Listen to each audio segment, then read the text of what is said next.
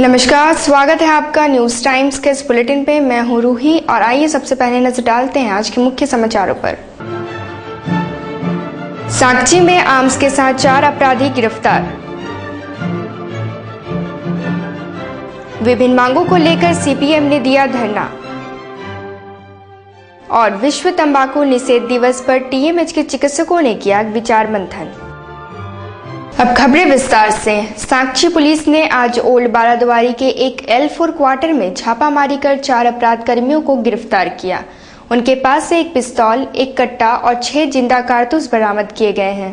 छापामारी गुप्त सूचना के आधार पर की गई। सांची थाना प्रभारी ने बताया कि पुलिस को सूचना मिली है कि सांची रामलीला मैदान के पास एक खाली क्वार्टर में कुछ अपराधी किस्म के कुछ युवक किसी अपराध की योजना बना रहे हैं।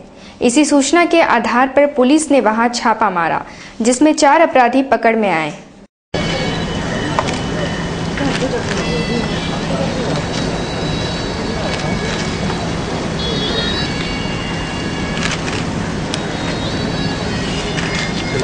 Old Baradwari L4 165 quarter number near Ramlila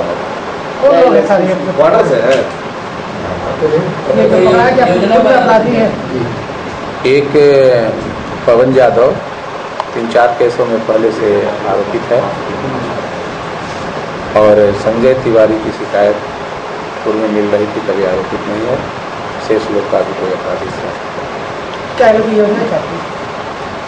योजना नहीं, गुप्त सूचना मिली थी कि रामलीला मैदान के पास ये लोग आर्म्स को चमका रहे हैं लोगों को।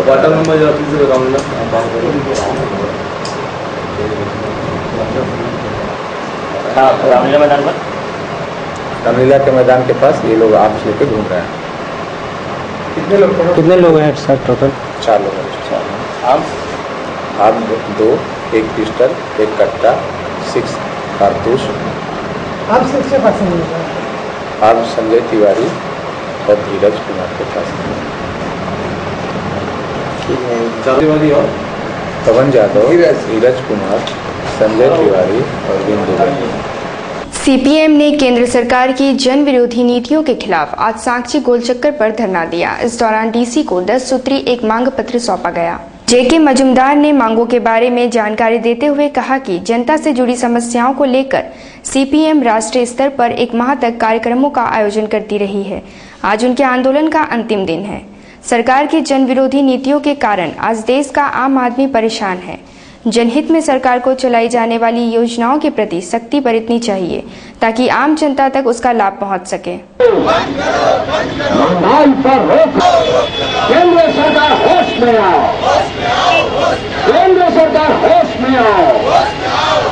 का सवाल पर, स्वास्थ्य का सवाल पर, बेरोजगारी का सवाल पर, मजदूरों का न्यूनतम मजदूरी का सवाल पर, आप जानते हैं जो राशनिंग व्यवस्था है वो सार्वजनिक करने के लिए सब आदमी के लिए हम लोग का मांग है 2 रुपये का किलो का दर से, जहां 1 रुपया दर से दे रहा है उसको जारी रखो और 2 रुपये का दर से प्रति परिवार को प्रति माह 35 किलो अनाज देना होगा, ताकि ये जो द्रव्य मूल्य वृद्धि जो आकाश छू रहा है उसको हम कंट्रोल में रख सके और आम जनता को राहत हो सके।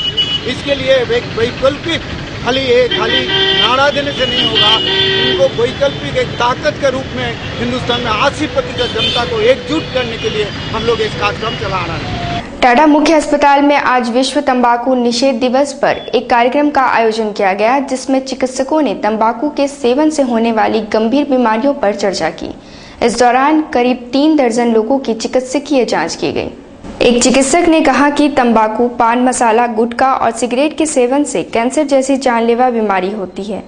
विश्व तंबाकू निषेध दिवस पर आज अस्पताल के चिकित्सक इन्हीं सभी बातों पर विचारों का आदान प्रदान कर रहे हैं। हम लोग के ऑडिटोरियम में एक घंटे का करीब प्रेजेंटेशन था, जिसमें हमारे डेंटल विभाग के लोग और चेस्ट क्लिनिक के लोग और ENT डिपार्टमेंट के लोग और साइकेट्रिक डिपार्टमेंट से सभी डॉक्टरों ने अपना प्रेजेंटेशन दिया और टोबैको का उन्होंने इफ़ेक्ट्स के बारे में उन्होंने बताया कि टोबैको लेने से क्या होता है और सब डॉक्टरों ने अपनी अपनी विशेष राय दी, स्पेशलिस्ट ओपिनियन दिया।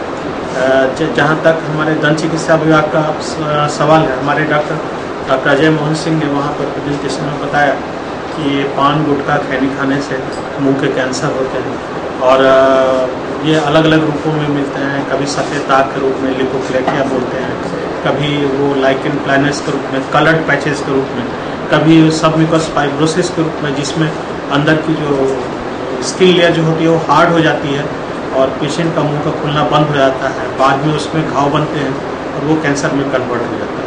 तो इस तरह की चीज़ें उन्होंने बताई और साथ ही ये भी बताया कि इस पर्टिकुलरली जोन में लोग गुटखा, पान और खैनी ये सब चीज़ बहुत ज़्यादा इस्तेमाल करते हैं, सिगरेट इस्तेमाल करते हैं। इसके चलते मुंह के कैंसर का बहुत ज़्यादा प्रभाव है और करीब करीब देखा गया है। तो पोटेंशियल है कि यहाँ से स्प्रेड करके बॉडी के दूसरे पार्ट्स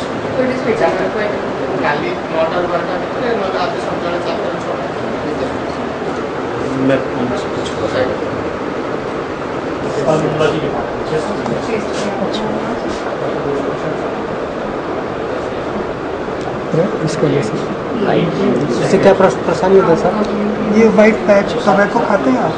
कोई भी कुछ नहीं। नेतरहाट आवासीय विद्यालय के 2 दिवसीय प्रवेश परीक्षा आज सांची बाराद्वारी स्थित पीपुल्स एकेडमी हाई स्कूल में आयोजित हुई, जिसमें 66 बच्चे शामिल हुए। जिला शिक्षा अधिकारी अशोक कुमार शर्मा ने बताया कि नेतरहाट आवासीय विद्यालय में प्रवेश के लिए परीक्षा हो रही है, जिसमें 66 बच्चे शामिल हुए जबकि 8 बच्चे अनुपस्थित रहे। कुल 66 बच्चे मिलाकर रजिस्टर्ड थे, उसमें 8 वो अनुपस्थित रहे, 8 अनुपस्थित रहे। बिरसानगर साधु डेरा स्थित शिशु विद्या मंदिर स्कूल प्रबंधन की कथित मनमानी से वहां के करीब 40 घरों में बरसात का पानी घुस गया। इसे लेकर बस्तीवासी आज डीसी से मिलने आए थे। बस्तीवासियों ने कहा कि स्कूल प्रबंधन द्वारा पास के मैदान में फ्लाई एश डंप करा दिए जाने के कारण उसमें पानी भर गया। मैदान के बाउंड्री बॉल के टूटने से उसमें जमा पानी आसपास के घरों में घुस गया। स्कूल प्रबंधन अपनी गलती मानने से इनकार कर रहा है। वन भी साधु डेरा में एक बहुत बड़ा मैदान था। वो मैदान के बगल में सरस्वती शिशु मंदिर स्कूल था, जो छोटे से पैमाने में था।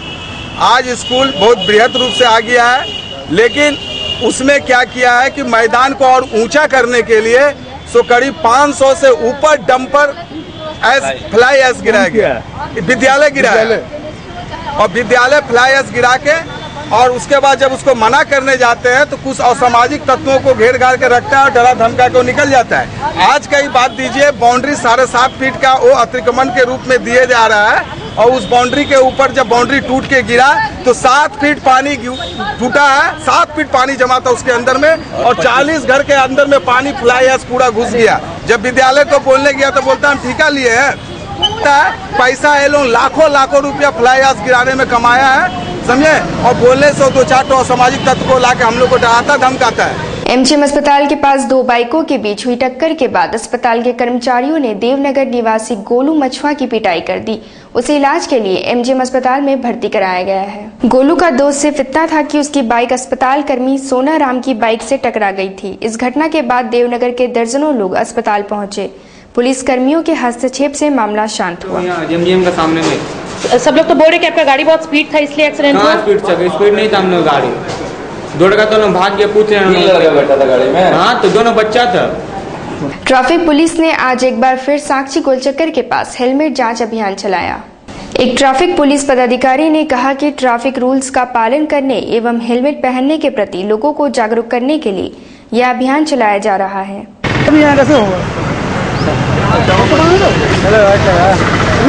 बाइक ले लो,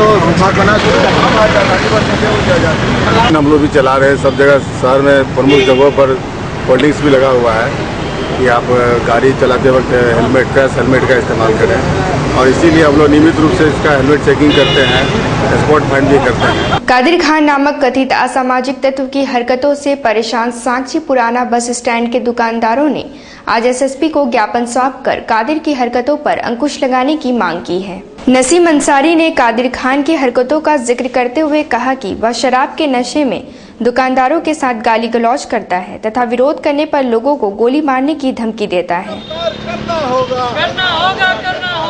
उच्च स्तरीय जांच कर कानूनी कार्रवाई साक्षी पुराना बस स्टैंड में दुकानदारों को एक असामाजिक तत्व जिसका नाम कादिर खान है, वो हमेशा दारू पी करके दुकानदारों को गाली गलौज मारपीट करता है, दुकानदारों से सामान ले लेता है, पैसा मांग करने पर मारने के लिए उतारू हो जाता है। विगत 25 तारीख को 10 बजे रात में संदीप नाम का दुकानदार को हमने देखा कि उसको दुकान से निकाल करके डंडा से मार रहा है। हम जब उसको वहाँ पर बीच बचाव करके मामला को शांत करवाया, फिर 26 तारीख को पुनः वहाँ पर आता है और आकर के चिल्ला करके गाली गलौज करता है। कहाँ गया नसीम नेता, हम उसको गोली मार देंगे, हम दुकानदार लोग को मारेंगे तो क्या वो बचाने आएगा, हम देखते हैं कैसे वो बचाता है और कौन दुकानदार उसके साथ खड़ा होता है और दुकानदार का बीच में बोलने वाला कौन होता है। इस तरह का बोलते हुए गया और बोला कि हम अभी 1-1.5 घंटा के अंदर आ रहे हैं और फैसला हो जाएगा।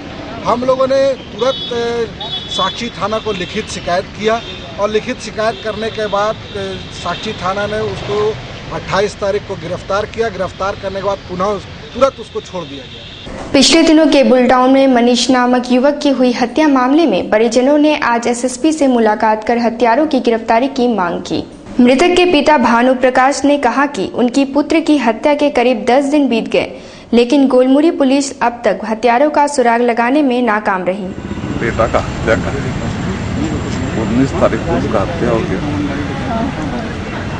और अभी तक उसका कुछ पता नहीं चला। तो सीनियर एसपी के साथ आए थे, भाई थोड़ा निष्पक्ष जांच होना चाहिए कि कोई भी हो, परिवार में कोई भी हो मेरा।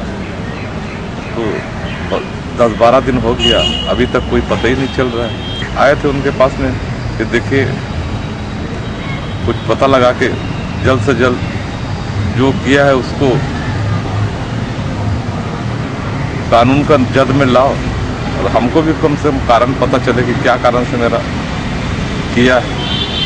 जमशेदपुर चेस एकेडमी द्वारा 4 दिवसीय पहला all India open school chess championship का आयोजन 3 जून से बिस्ट्रीपुर स्थित तुलसी भवन में होगा। प्रतियोगिता में प्रथम 30 स्थान पाने वाले प्रतिभागियों को 1 लाख रुपए पुरस्कार के रूप में दिए जाएंगे। जेसीए के उपाध्यक्ष प्रशांत कुमार सिंह ने आज पत्रकारों को बताया कि प्रतियोगिता में पूरे देश से करीब 300 बच्चे भाग लेंगे।